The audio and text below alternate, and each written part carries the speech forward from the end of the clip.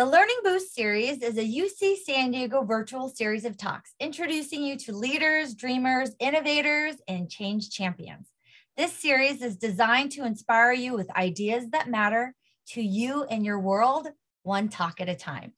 Today's talk is Strategic Business and Vision Planning, translating vision into strategy with our champion for transformational leadership, Ashley Gambhir. Thank you for joining us live. We really appreciate having you here. It's great to see all of your faces in the audience. And we are so proud today to bring you Ashley Gambhir. Please keep your questions and comments in the chat coming. And at the end, we'll pose as many as we can to Ashley during the Q&A. And we have plenty of time for that. If you are watching the recorded version on YouTube, you like what you see, and you want more content, then please click on the like button and subscribe to the channel. Now it's time to formally introduce you to our featured speaker, our champion for transformational leadership, Ashley Gambhir. Ashley, who has been with the university since 2006. She was one of the founding directors of operational strategic initiatives, ushering it to broad growth as a premier resource for campus project management and continuous improvement. Since 2019, Ashley has served as the Senior Director of Transformation for UC San Diego Health. Ashley has a strong reputation as a results-driven professional committed to driving strategy and building operational excellence. Her ability to lead teams through change in order to maximize effectiveness and innovation has been recognized across healthcare administration and academic institutions alike. Ashley is a highly sought after professional speaker for topics including, wait for it, operational process improvement, strategic planning, collaborative innovation systems, organization development, and business analytics. That's a mouthful. Consistent across all these disciplines is her passion for developing people and teams and her commitment to supporting initiatives with transformational impact. We are very fortunate to feature Ashley for today's Learning Boost series. Welcome, Ashley. Thank you so much for having me. Well, first of all, thank you for coming to this talk. I'm assuming everyone's here because you want to be part of moving something forward to a new destination. And, one of the things that I love is this concept of, if you don't know where you're going, any road will get you there. And this is so a reality. We are so busy every single day, just getting through the day. It's very hard to figure out if we're doing the right things to move us in the direction we actually want to go. And the first step is to actually know where you're headed. If your goal is to stay put, then that's, that's going to work for us. If it's to stabilize and keep things steady, then we want to focus here. And if we want to shift, if we want to change, if we want to evolve, we have to be able to articulate kind of where we want to go as the first step. So I love this quote. And I also think that, when you talk about operationalizing towards a vision, we use the word strategy. I think it's really important to consider effective strategy because there's a lot of different ways to achieve things. But sometimes the way that you get from here to there can be kind of painful. There can be a lot of interference. There can be a lot of, stress, a lot of turnover, a lot of, unexpected barriers that slow you down or get in the way. And that's where I think effective strategy is so important, because effective strategy takes into consideration not just the task or the challenge of getting to where you want to be, but it takes into consideration, how you're going to get there, who's going to be getting there with you, and how you're engaging them in that change process, because it really is about change. So I like to use a 3P model to think about it, the different lenses to think about it: process, platform, and people. And I don't think that typically it's not going to be very successful getting towards your vision if you ignore any one of these three elements. So I think designing for these is really important. I'm going to start with process because this is probably, the most straightforward piece of this. And I also think it's probably one of the things that failure to achieve vision can happen if we skip steps in this process. And so being very methodical about doing the first thing first and then moving to the second thing can be a little painful because we love to just get there. We get excited about a vision and we want to just start going. And that can result in those false starts, or that can actually like deflate motivation and kind of cause a lot of like, oh, that didn't work, now we have to change course, and then people lose confidence that you'll be able to get there. So I think it's really important to follow a process. And the process that I recommend, and we'll walk through in detail some kind of key tools. There's more than one way to do these things, but I tend to take a very inclusive process, try to include the stakeholders, the people that are going to be most affected, that need to really be part of whatever the change is that's going to help you get to this vision in the process all the way along. So it starts with understanding. I'm really a big fan of empathetic design and knowing kind of where your starting point is. And it's not just where you think you should be on paper, but it's where you actually are, what's actually happening, and getting out there in person and looking and seeing and understanding, talking to people, getting all the different perspectives together so that you have a really honest, accurate assessment of your starting point, because that's going to be really important. And then articulation. Where are we going? What is that vision? You want to achieve the vision? Can you stop anyone in the hallway and ask them, where are we headed? And do they have the same answer or not? Because if they don't, you're probably not going to get there. Or it might take a lot longer because you're going to have to kind of corral people towards that same vision. So how can you be as articulate as possible so that everyone knows this is where we're headed, and they can be excited by that and inspired by that, and include them in developing that so that it's like shared ownership for achieving it. Then the fun part, design, really figuring out how are we going to get there? What's it going to look like? Innovation. This is kind of this process of what got you here won't get you there, right? So we need to do things differently if we want to achieve a different vision, and really thinking creatively about that, and then breaking it down into action plans that you can actually execute upon. And that's when you get into operationalization. And again, sometimes the strategic planning stops at design, and you have this really great document that outlines what you want to do, and then it doesn't translate into operations. There's no accountability, there's no ownership, there's no performance management, there's no way to know, are we actually achieving that vision?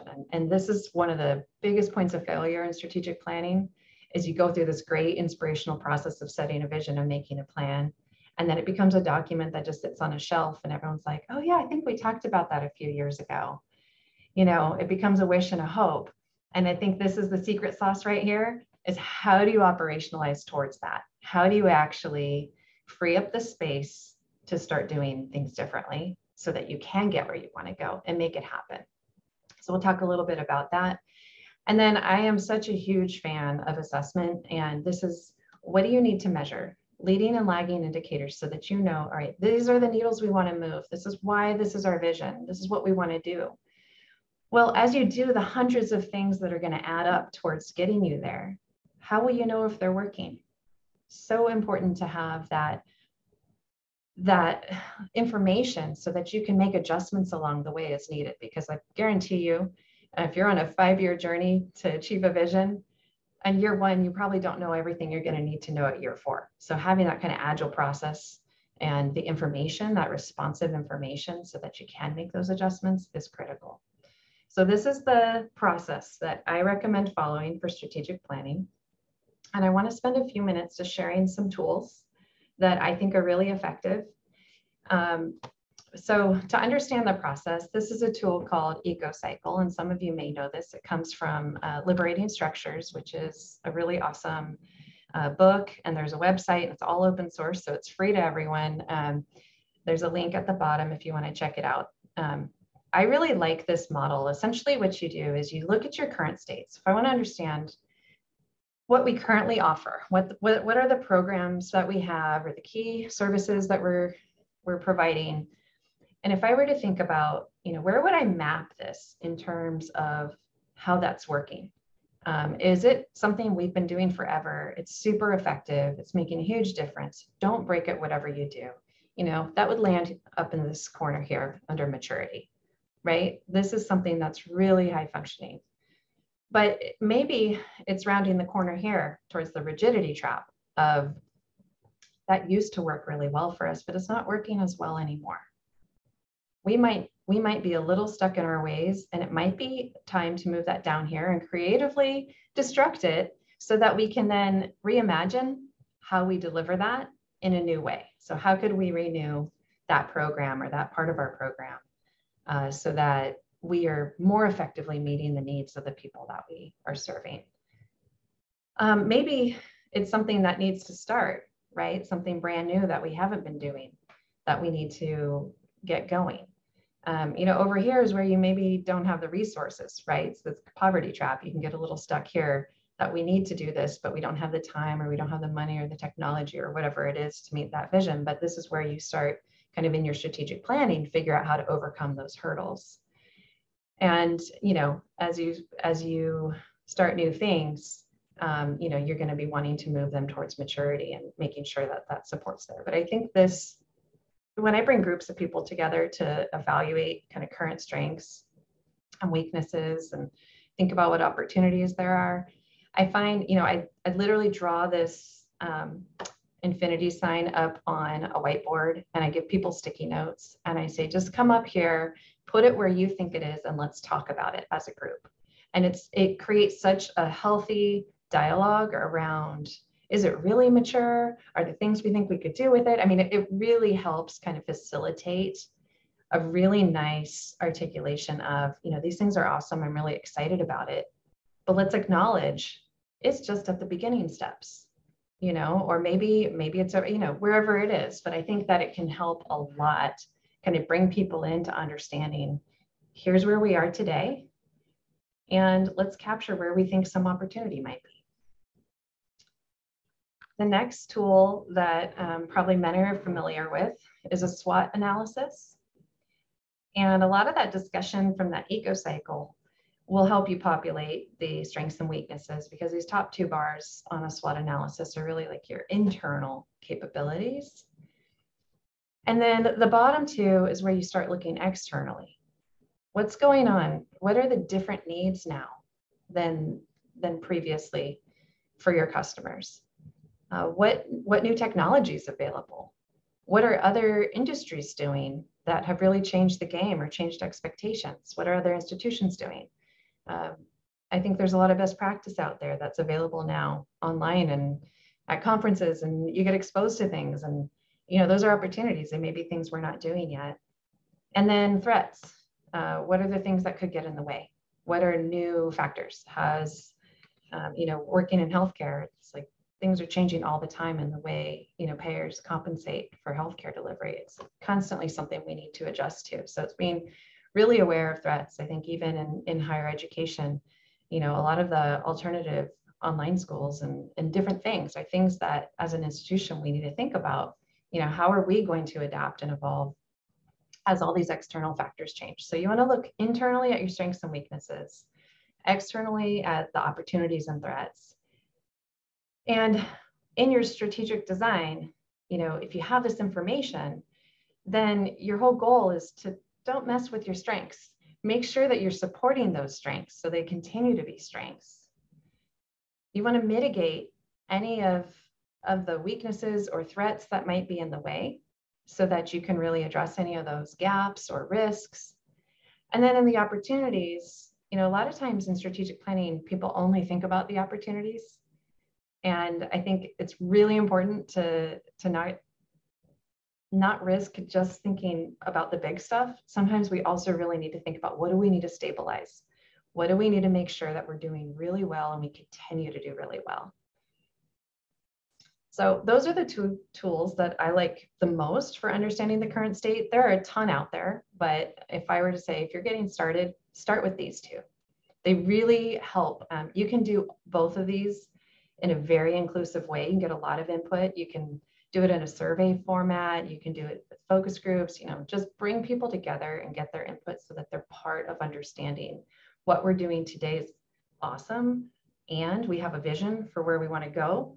So let's think about our starting point towards that vision and really bring them along. So articulating, where do we want to go? This is a huge question.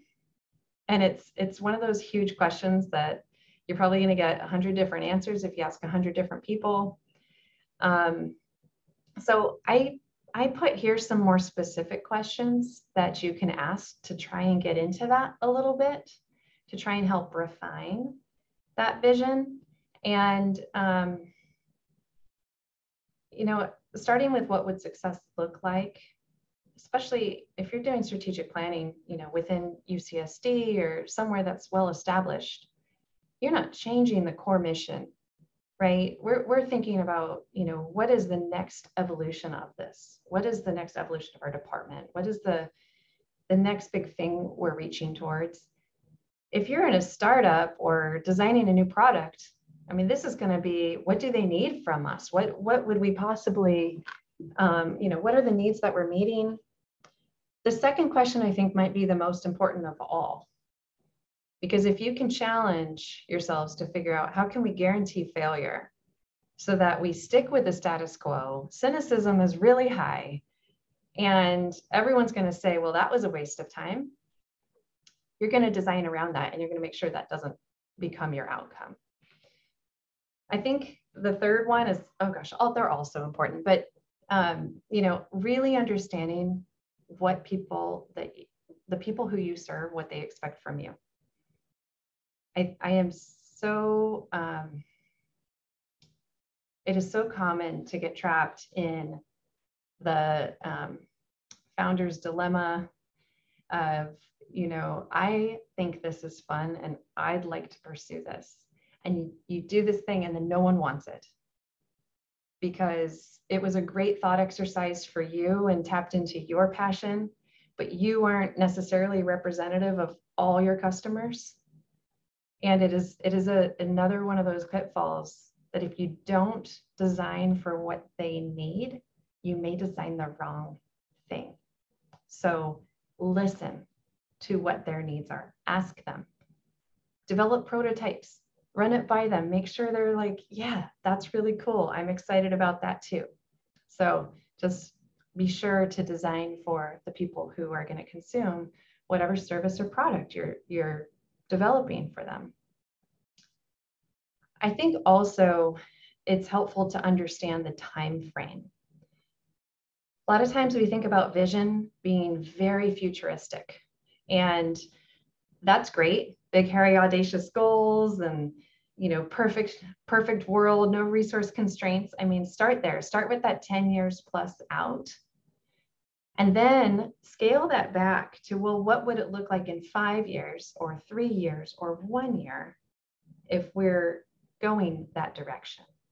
Like, break it down to something a little closer so that you can actually start to see what are those smaller leaps to get us from here to that next step. And then we can work on the next leap and the next leap that'll get you to that 10 years. So I think it's helpful to have the 10-year vision, that ideal state, but you want to design for something a little closer within reach. And then probably the biggest thing is sustaining. What are we going to need to design for in our strategy to make sure we don't slip back, that we keep the momentum? What are the things that could cause that most defeating situation of we had a great plan and we didn't execute on it? So you want to think about that really early on. And when you're trying to articulate the vision, I think I tend to think sometimes it's a mission statement, sometimes it's a true north. I like the concept of a true north because you could use that for a department, you could use that for an organization, you could use that for a committee, you could use it for whatever you're developing a strategy for. But if it's not easy for everyone to articulate, where are we headed? why are we doing this? What is it all about?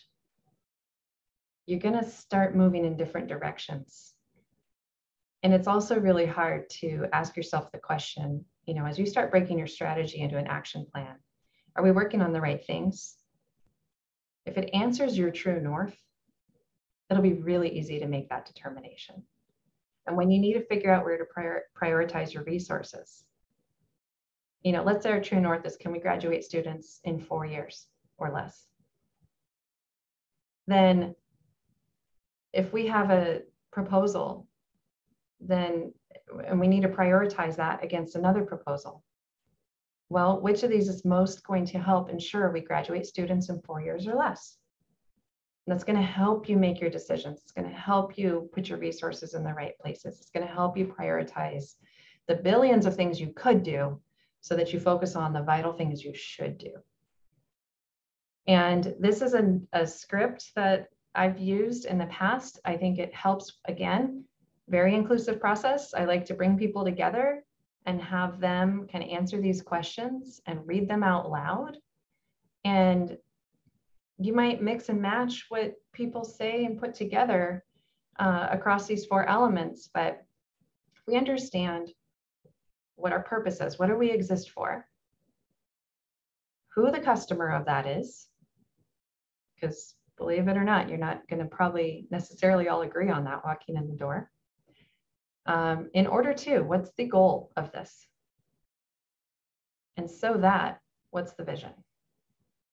Right? So if you can kind of fill in those blanks and agree upon the language that you're going to use to describe what it's all about, it will essentially become your mantra, your slogan, your tagline for the strategic work that you're doing to achieve the vision. And it becomes the rallying thing, the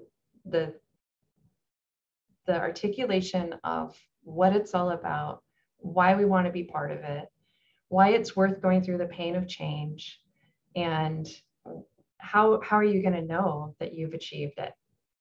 Because it should be that clear. This is probably the funnest part. I want to talk about design for a little bit. Design is the innovative process of strategic planning. And I put this picture in here. This is, I don't know, a while ago. My kids were really little. And they thought it would be a good idea to have a hair salon / doctor's office in our living room. And at the moment, I was thinking, this is wild, because I'm usually very stressed when I'm at the doctor's office, and I'm usually very relaxed when I'm getting my hair cut. And what an interesting idea to think about. What if we could make the doctor's office visit as relaxing as getting a haircut? Sometimes you can get inspiration from completely different places to help challenge yourself in design, to achieve the vision in a way that maybe is really different than the way you've ever looked at things before. We get stuck in these things called mental valleys, right? Where it's just like the only way we've ever thought about things. But sometimes recognizing, just because that's been your one way of doing things doesn't mean it's actually the only way.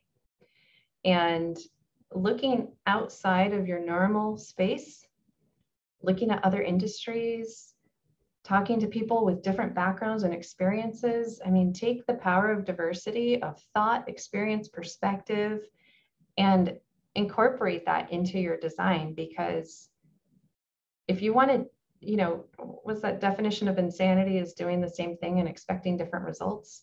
You have to challenge the status quo in your design.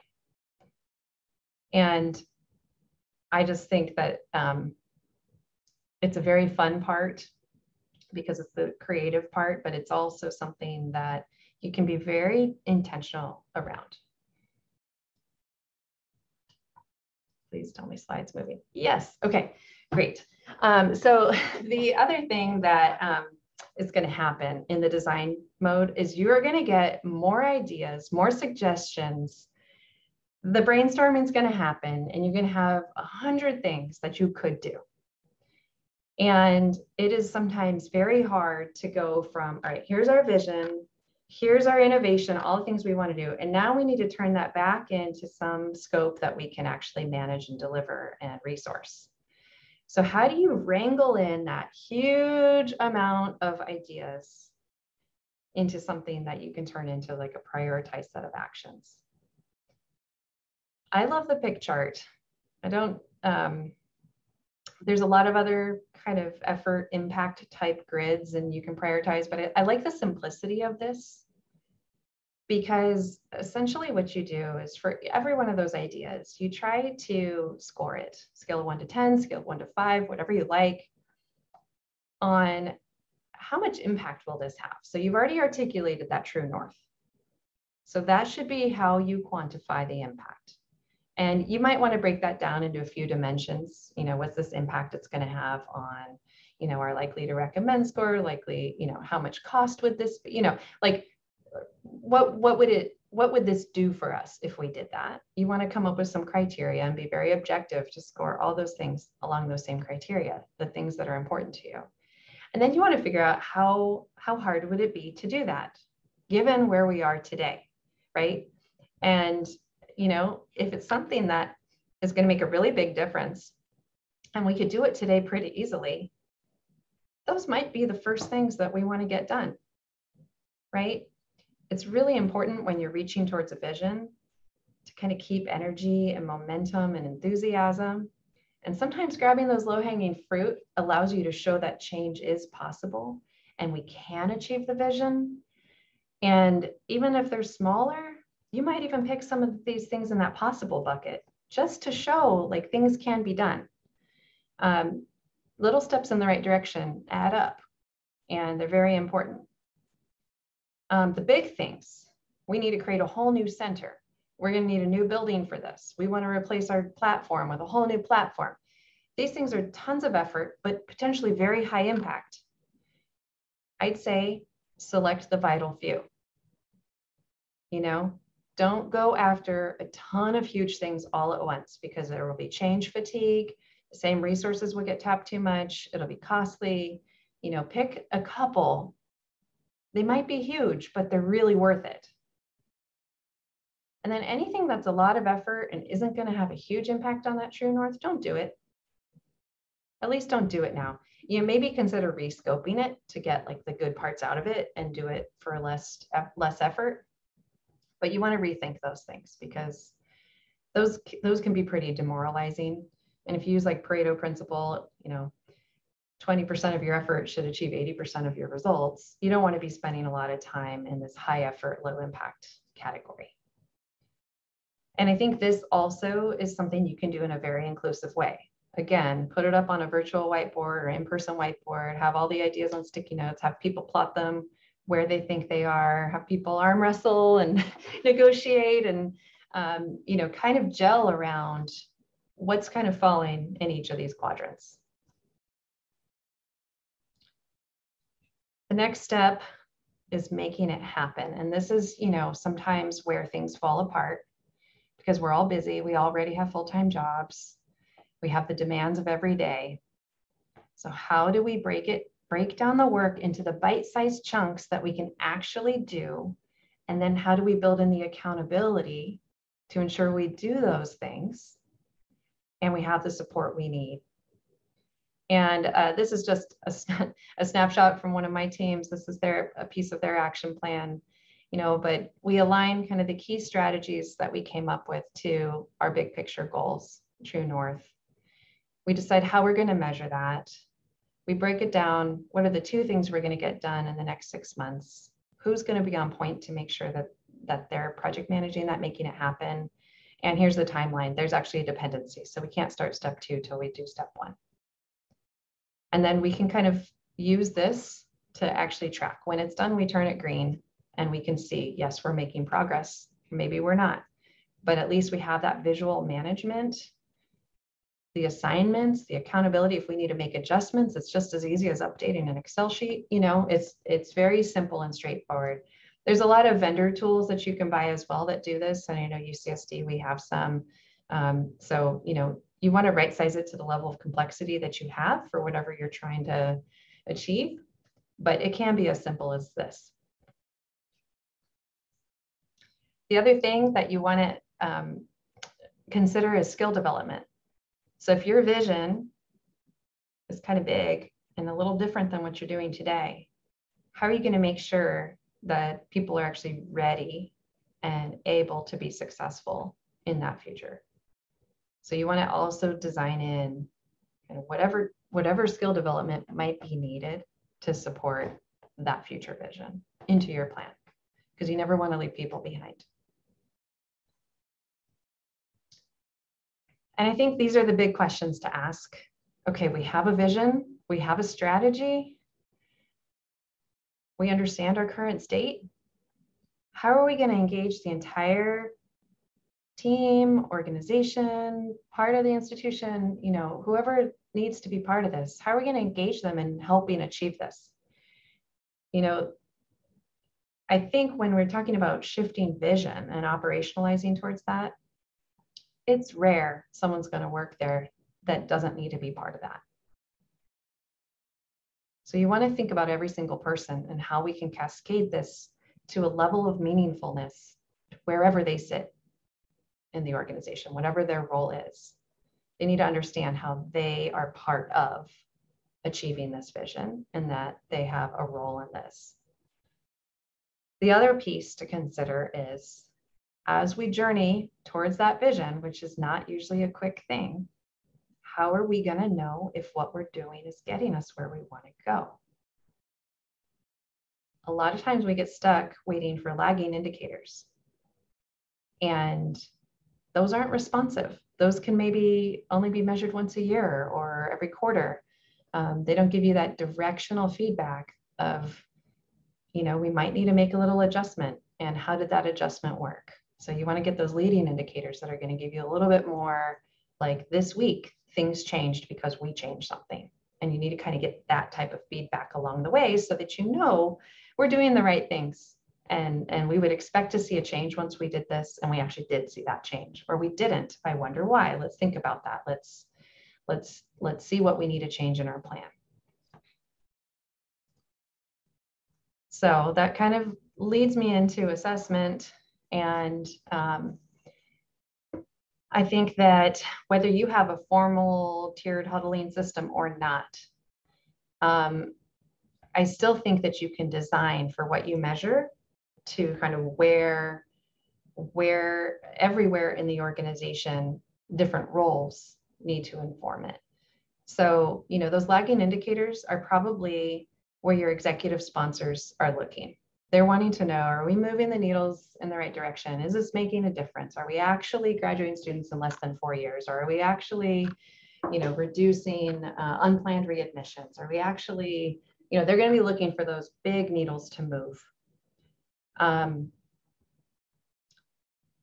You know, in the middle tiers, it's a little bit more about process. Have we started doing things differently?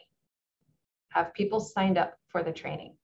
Are we moving forward with rolling out some element of this change, right? They're going to be looking at process changes kind of in the middle. And then at the front line or the direct customer interaction jobs, it's going to be more like, what am I doing differently tomorrow than I did today to move us there, right? Much more behavioral based. Like, I'm going to do it this way instead of that way.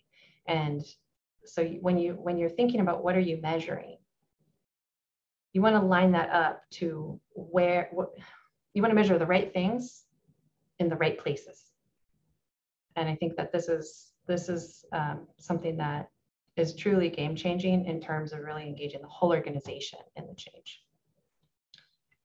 And then I've talked a little bit about this, but for those of you that have continuous improvement training, you know, this concept of, okay, we made a plan and we're starting to do stuff. We need to step back and reflect. Is it working?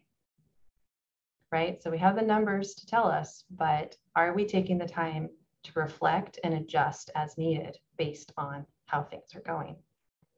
And I'm a big fan, I just threw an example of control charts, because a lot of times we get a little reactive, right? Our likely to recommend score was great this month. We're green. We don't need to change anything because we're in the green. And the next month it drops just slightly below target. And it's like, oh, we're red, sound the alarms. And it's like, well, that's just normal variation. We're actually pretty consistent. It's just teetering right around our goal. So it's looking red one day and green the next.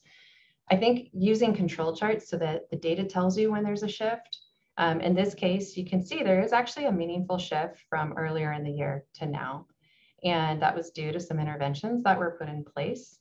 And when things dropped right here, we didn't have to react very big because we knew that was just kind of normal variation. So I really recommend using control charts and not just looking at point in time data so that you can understand trends and kind of, what's really making a difference when there's a meaningful shift that's sustained.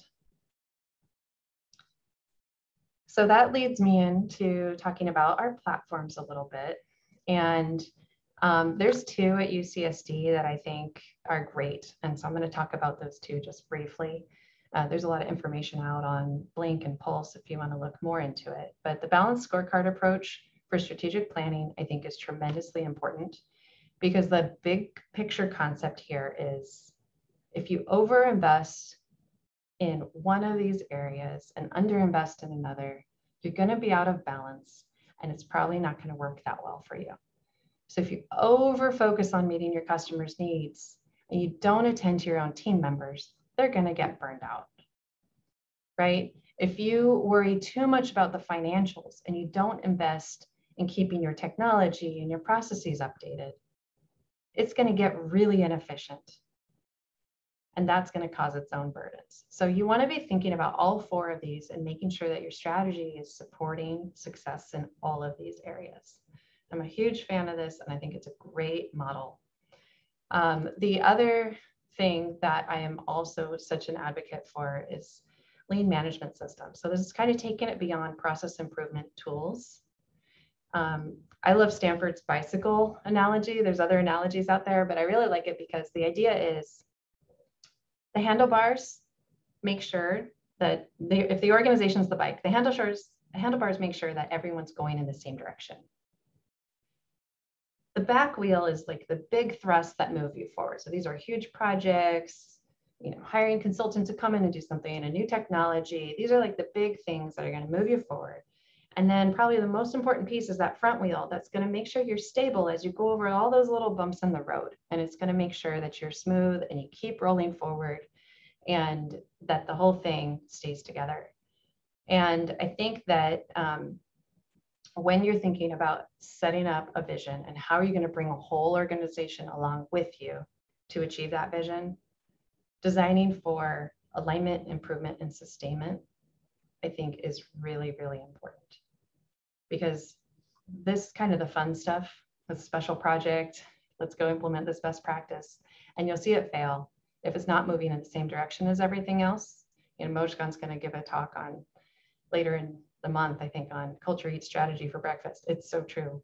And the sustainment, how many times do you find yourself solving the same problem again and again and again? You're like, yeah, we had a committee that did this 3 years ago. Now we're here to talk about it again. I mean, that's pretty demoralizing and deflating, and really important to think about how are we going to sustain and make sure that this sticks and it works. So I'm a big fan of lean management system and balanced scorecard. And I think they're really important lenses, even if you don't have formal implementation in your area, when you're designing for strategy, to still think about things with that kind of framework, it can be tremendously impactful. The most important thing, the people, because you can have the best vision, you can have a great written down strategy, you can assign all the responsibility you want, you can measure anything you want. If the people don't want to come along with you on that journey, it's not happening. So I was debating, do I put this first or do I put this last? I decided last. So if you remember anything, this is what I want you to remember. And there's two kinds of people to consider: the people who are being served by your vision and the people who serve the vision. You have to remember both. Sometimes we over focus on our customer, and it's really at a cost to the people who do the work. Or the opposite, both can happen. I've seen both happen. So let's talk about the people we serve first. I talked earlier on about empathetic design. If we can't understand what they need from us, it's really unlikely we're going to be able to deliver what they need. And it's really likely they'll go somewhere else eventually. Or they'll stay and they'll be really disengaged and unhappy. They'll feel trapped. So what can you do? You can do surveys. You can actually go physically talk to them. That's one of my favorite ways. You can do interviews. You can have kind of online interactive communications, blogs and social media. You go to Reddit, you're going to learn a lot of stuff people won't say to your face. Looking at likely to recommend, kind of net promoter score feedback. You can actually have more targeted surveys or ask for feedback on specific things. You can drill into specific questions that you have, but engage whoever's being served so that you really understand and you design something and you implement something. And in your reflection, in that study part of Plan, Do, Study, Act, include them in that study. Make sure that you're getting feedback. Yeah, this is working for us. Or, what would make this even better is, like, get that kind of insight. It's going to be tremendous in terms of helping you achieve vision. And then when you think about the people who do serve, how can you design the win-win? So it's better for the person being served and better for the person doing the service. Piling more and more on is, you're not going to get the results that you want. People will burn out. People will leave. People won't. They'll passively or actively resist any change because change is costly. It's painful no matter what. Even if you want that change, it's still hard to change. And I think, that's this whole what got you here won't get you there. I think there's an actual line in the sand you kind of have to draw. Like, we are actually changing. If we want to achieve this vision, we are going to have to do these things differently. And that has to be really explicit. And then the other thing, talked about, people getting, demoralized, disemboldened, losing confidence, something could happen. That kind of mindset is going to detract from the potential. And when we think about that, this pathway here, effective strategy, especially if you design for the human part of this, doesn't have to be so deep. You can really make the valley of despair, I think they call it, much less deep. If you understand that you need to appeal to people, not only like, do I agree this change is good, but there's an emotional piece. I worked on a project on campus where we replaced 13 systems that people use to do their job every day with one enterprise system. And this wasn't ESR, this was in the past. And it was something that cognitively everyone is like, yeah, this is a lot of duplicate data entry. These are old systems. It doesn't even capture cell phone numbers, and everyone has a cell phone now. And, we want this, right? Everyone was like, yes, we want this. And then when we started rolling out, people weren't signing up for the training sessions, and there was like passive resistance. You're like, what's going on?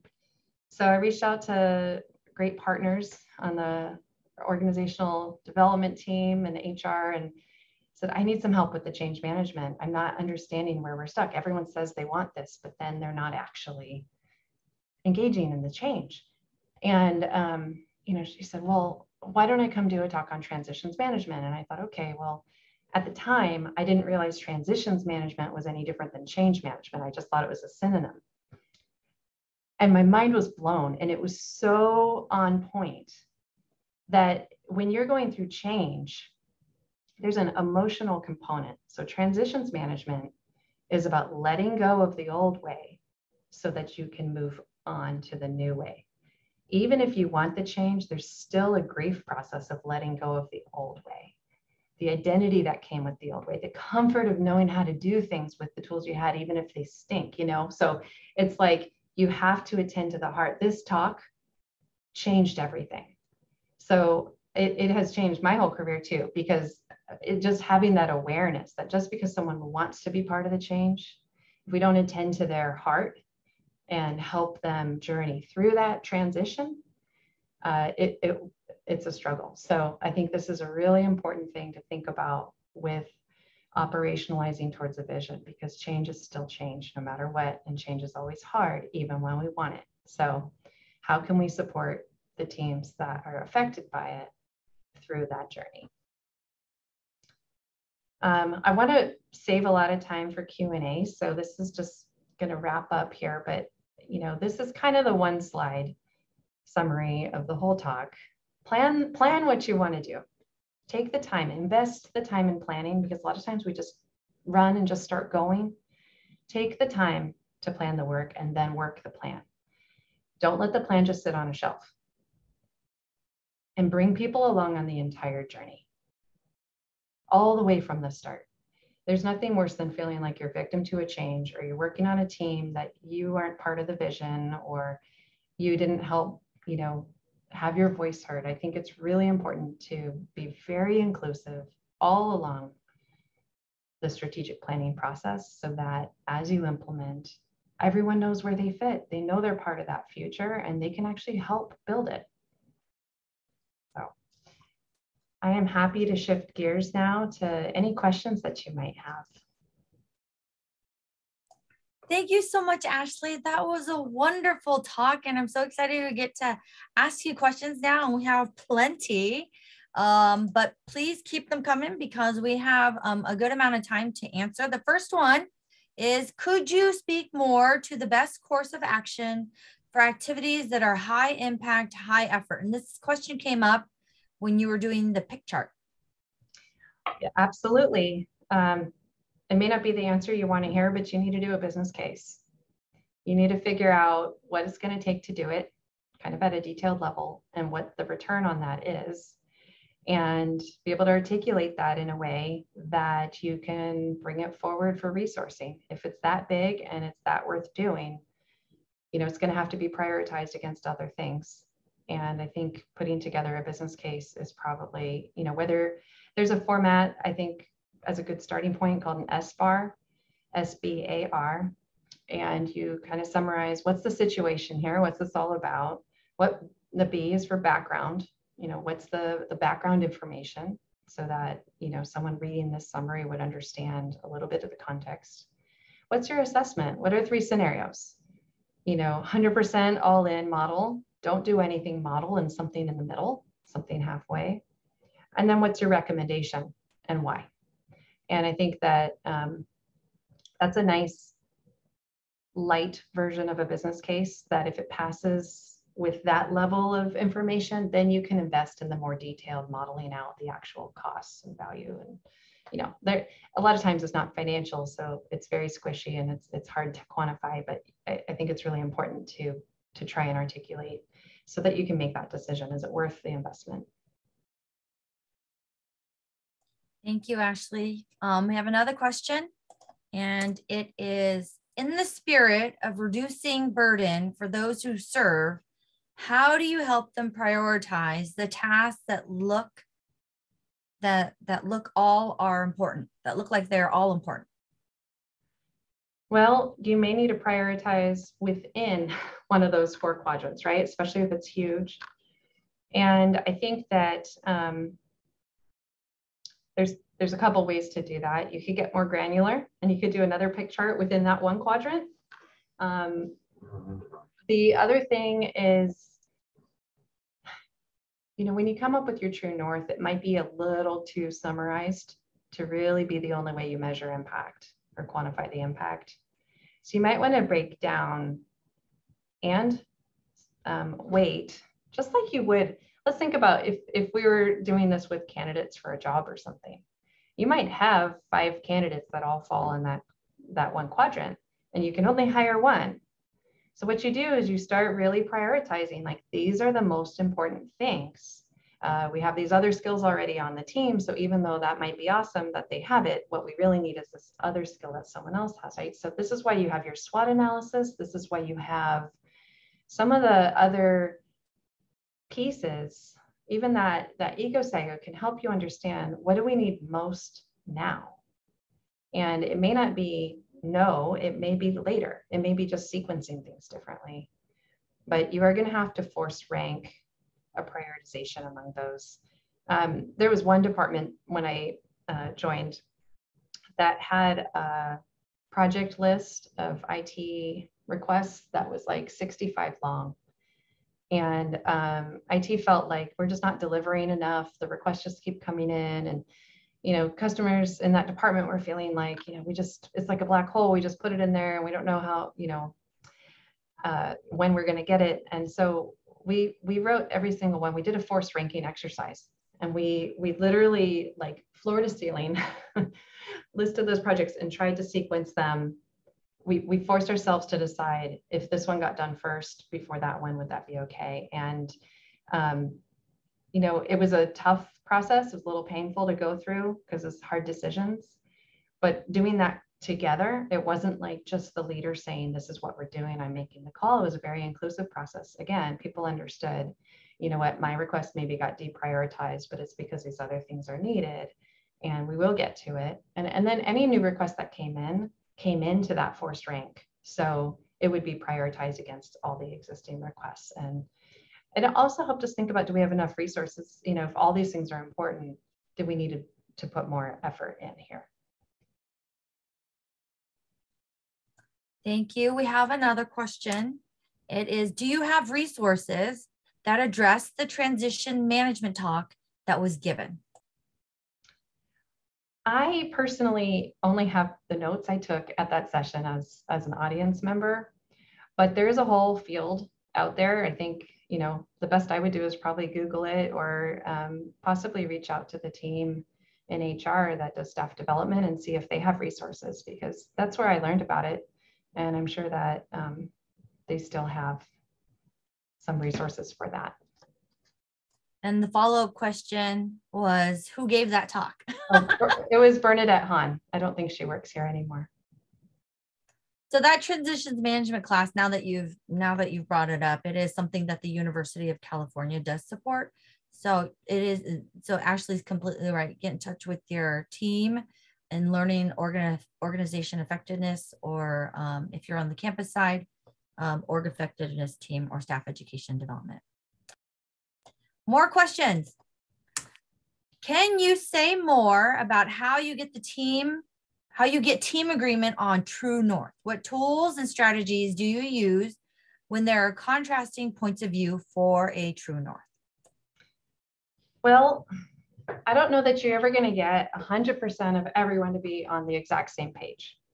So you need to decide what your tolerance is to say we have enough agreement. But the biggest strategy, and it's not even a strategy, I think this is just honest, like the right thing to do. If you focus on your customers' needs, it will surface. Oftentimes we try to guess what their needs are, and we have different opinions about those, and we may not all align. Listen to them, get them in the room, get their insights, look at the data. It will surface. And I think I have yet to work with the group of people at UCSD that isn't here for our students and our patients and our researchers. People will rally around the customer. Thank you. I think that's all the time that we have for questions for today. We had more that were asked than we had the time to answer.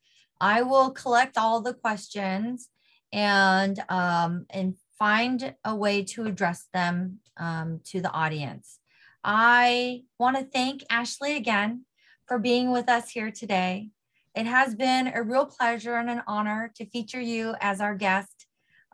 It is such a privilege to be working with you, and so many claps in the audience, so many cheers, silent ones, but visible ones from the group. So thank you so much. In closing, I want to remind everyone that the UC San Diego Learning Boost series is here for you to learn, to give you a small and mighty learning boost. It's also here for you to leverage, to inspire you to leverage inspiration into bite-sized risk-taking. And we certainly had a lot of different tips from Ashley to do that today, and to lead the way towards a richer, more meaningful conversations. Remember, you are the connection point between an idea and a philosophy and a practice. And thank you so much, Ashley. I'm going to play our last bit of music to round it out. everyone for being here.